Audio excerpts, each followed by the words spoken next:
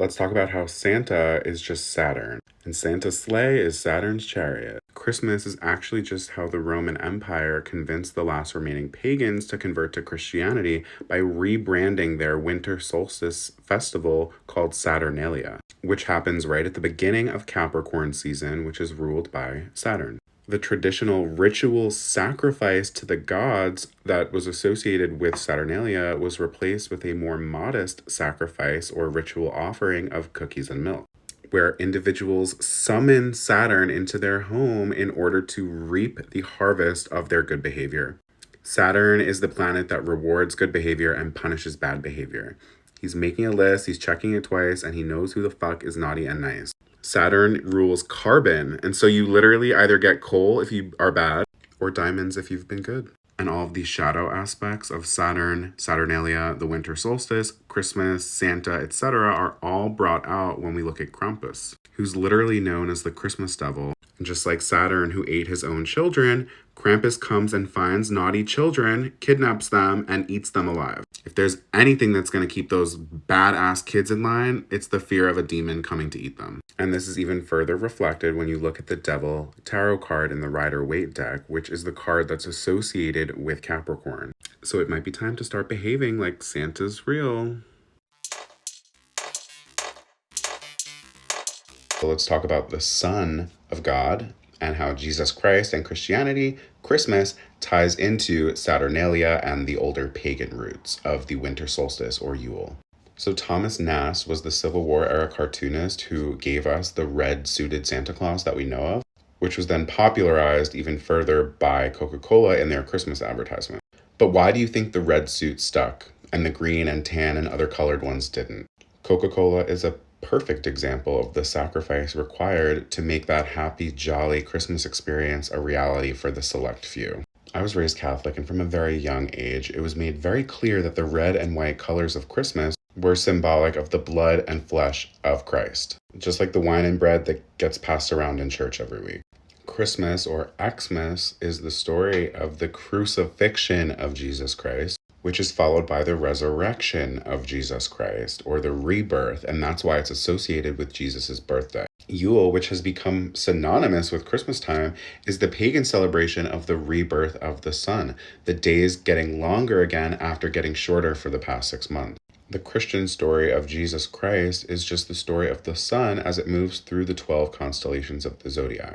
Part of the Yuletime celebration included burning a full tree, or the Yule log, for 12 days straight. That was to honor the movement of the sun through the 12 signs and the persistence of fire through even the darkest, coldest winter day. And yes, those 12 days of Yule are what would eventually become the 12 days of Christmas, with Jesus Christ, or Christ consciousness, being the partridge in the pear tree, or the star or sun at the top of the Christmas tree. But you are right that Santa is Odin. Not only did children used to leave out carrots for Odin's horse, which is where the milk and cookies offering comes from, but in my first video, I described Santa as a Jupiterian expression of Saturn, which is exactly what Odin is. Odin symbolizes sacrifice and wisdom, being that he literally sacrificed one of his eyes in exchange for secret wisdom. That's why we wink when we know a secret, because it's a symbol of having information that others don't, and the sacrifice required in order to obtain that wisdom. But Odin's story also mirrors that of Jesus Christ, with him sacrificing himself on the tree of life, further illustrating the themes of sacrifice and persistence through the darkness. But another part of Norse pagan tradition with Yule is something called the Oak King versus the Holly King, where the Holly King, whose red berries symbolize persistence through the darkness as one of the only fruiting berries at that time of year, but also the holly crown worn by the Holly King is the crown of thorns worn by Jesus, and the Holly King represents that sacrifice of Christed energy as we enter those darker periods of the year. In the ritual, the Oak King and Holly King battle, with the Oak King coming out on top, symbolizing the rebirth of the sun.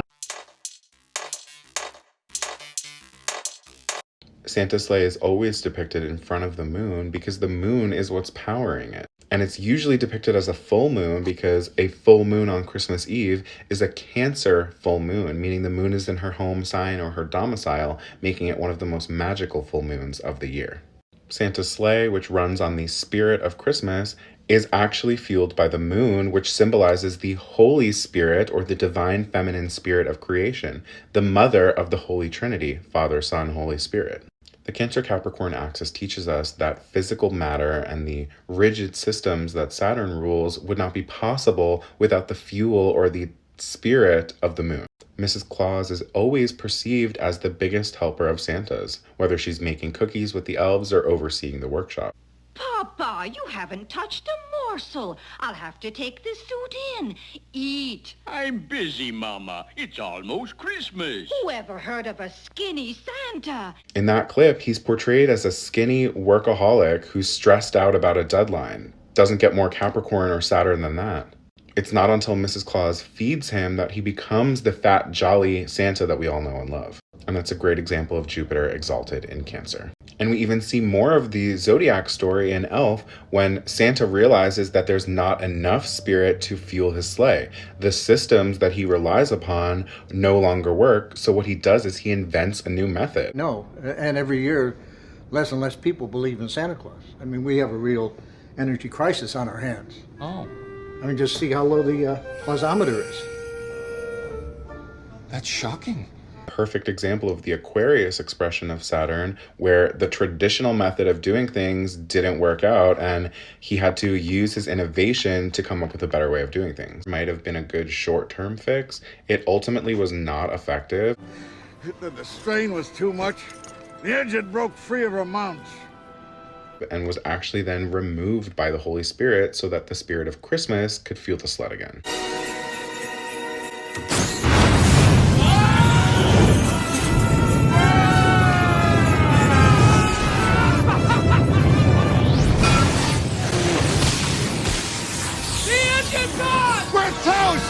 The Chariot is the tarot card associated with Cancer, and it teaches us that in order to transcend beyond the limitations of physical space and time, you need to integrate your shadow aspects with your light aspects, your lunar or dark aspects with your solar or your bright aspects. Krampus with Santa.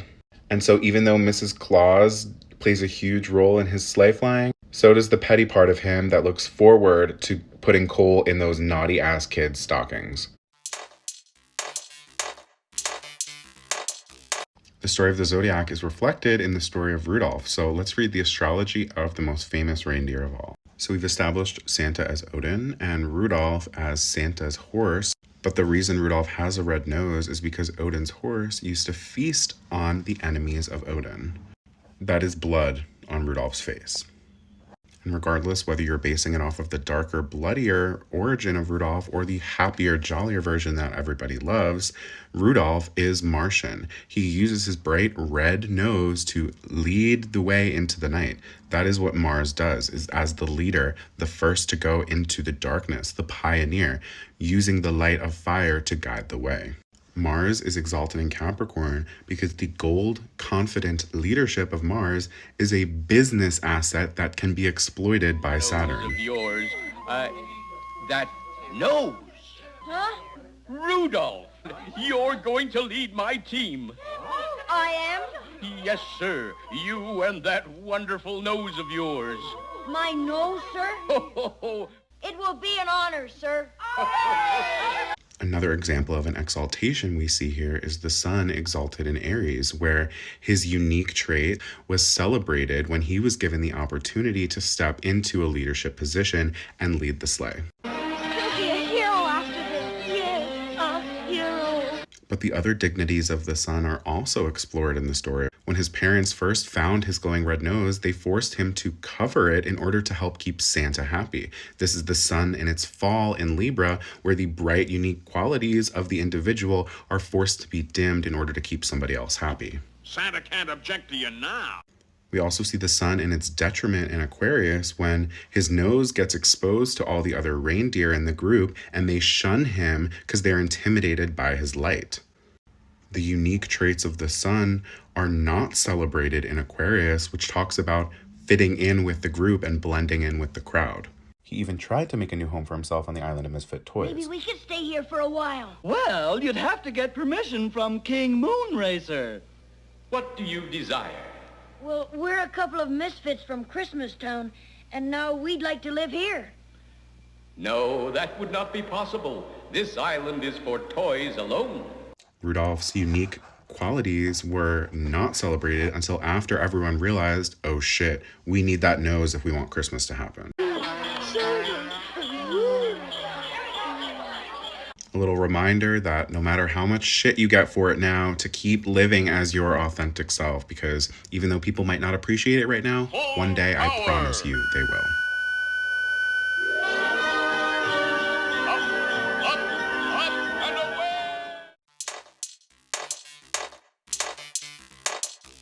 Santa's workshop is a sweatshop. Christmas is designed to be a capitalist nightmare because it's actually meant to teach you about how shitty capitalism can be. It's shown in almost every Christmas movie that Santa is an exploitative man. From Tim Allen, who becomes Santa as a punishment for killing the previous Santa. Hey, you! The unthinkable happened. You killed him. Did not. And even the Santa from Elf is clearly a gangster. Santa! Back off, Slick. Saturn and Capricorn rules highly structured organizations, and that includes organized crime. That's everything from OSHA violations to international shipping law violations to human trafficking violations. It's always depicted as a very stressful environment in the North Pole with quotas that need to be met. I'm going to be a little bit short on today's quota. It's all right, buddy. Just how many etch-a-sketches did you get finished? 85? 915 off the pace. One of the elves in Rudolph even wanted to leave the sweatshop and be a dentist, but they wouldn't let him. Nice teeth. No, this won't hurt a bit. Why weren't you at elf practice? Just fixing these dolls' teeth. Just fixing. Now listen. Look, Saturn and Capricorn at the end of the day is the boss. That is your boss energy, and Saturn is known for its ability to delegate. You came in here pitching me the idea of hiring another writer. Yeah. I like it. Mind taking this to your firstborn. Michael, would you open this hatch for me, please? You gotta find it first. It dropped off the sleigh back over there a ways. Saturn runs shit. Saturn doesn't do shit. It assigns its job to other people. Like, Santa does not keep a list. That's an elf that's keeping a list. Saturn does not keep lists. Mercury keep lists under the command of Saturn.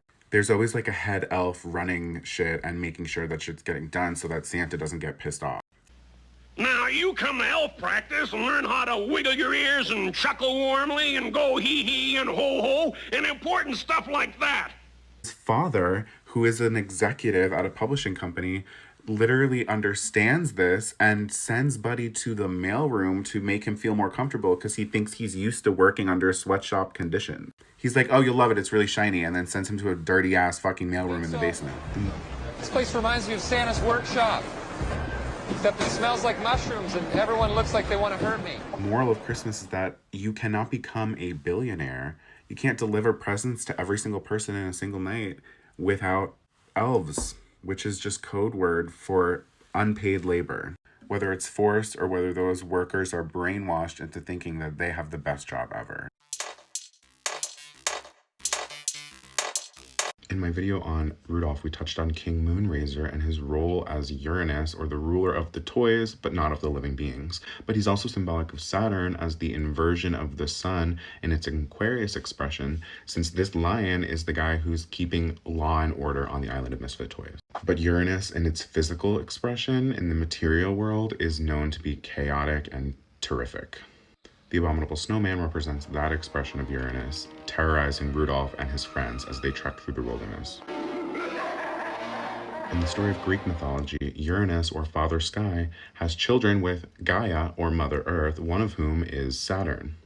When Uranus goes on a reign of terror, terrorizing all of his children, Gaia gives Saturn his iconic sickle in order to protect them.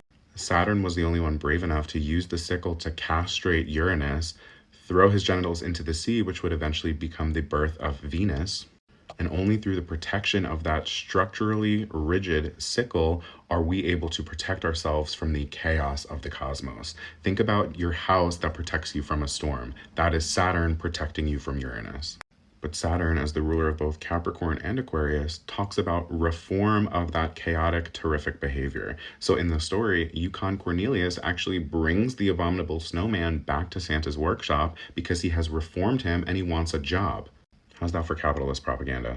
So they give him the job of putting the star on top of the Christmas tree. I reformed this bumble. He wants a job. Looky what he can do. And he doesn't even need a stepladder. In my video on Yule, I talk about how the star on the tree is symbolic of illumination of the tree of life. Mercury rules our nervous system, also known as the tree of knowledge, where our brain is sending signals down into the rest of our body. But Mercury also rules our gut, or our secondary nervous system, which sends signals up to the brain. This is the Virgo expression of Mercury. The circulatory system is also known as the tree of life, and this sends blood or oxygen up into the brain. Uranus is the ruler of our circulatory system, and this is why Uranus is referred to as both the higher octave of Mercury, but also why they had the abominable snowman as the guy to put the star on top of the Christmas tree. Another thing about Uranus that a lot of people don't realize is it's symbolic of the mess that the divine feminine makes when she goes looking for her divine partner in the wrong place. The story of the moon and Venus, the divine feminine, is also reflected in the Christmas stories. It's just not the main focus, but it is arguably the most important part. Venus was made from the castration of Uranus, so the divine feminine energy that Venus represents is key towards reforming Uranus and ascending up that tree of life. The support of the hidden feminine character is always what keeps the masculine main character going. And whether it's Rudolph's girlfriend, or Zoe Deschanel in Elf, or Mary Magdalene and Mother Mary in the Christian story of Christmas. And this is also why this lion is named King Moonraiser, because Aquarius is the moment where the moon begins her ascension again. She's in her detriment in Capricorn, and Aquarius is her moment to step out of that moment of weakness, sometimes through the creation of an artificial substitute version of whatever she's looking for, which always sounds great until it doesn't. Or she moves into her own divine feminine reformation in Pisces, where all of her subconscious emotions are examined and the cleansing power of water is used to strip away all of her shame and impurities so that she can ascend back up her own tree of life and move to the opposite end of that axis in Virgo, where she is re-illuminated by the light of the sun, and the immaculate conception of her own shadow self with her light self results in the rebirth of the star on top of her own Christmas tree. And that's why, even though Venus doesn't have anything to do with Mercury formally, Isis, Ishtar, Inanna, and all these light goddesses that are associated with Venus are also associated with Virgo. It is the inversion and the reflection of the story of the sun, where the moon is not ever reborn. She's left to die, and only in the darkest moments of death, solitude, and despair is she able to rebirth her own inner sun. And Uranus, or King Moonraiser, is the one responsible for holding her up and keeping her alive until her true partner gets there. A reminder that Uranus is filling a gap or a void and is great until it's not. Learn to tell the difference between King Moonraiser and the Abominable Snowman. To the untrained eye, they look exactly the same. Santa Claus is coming to town.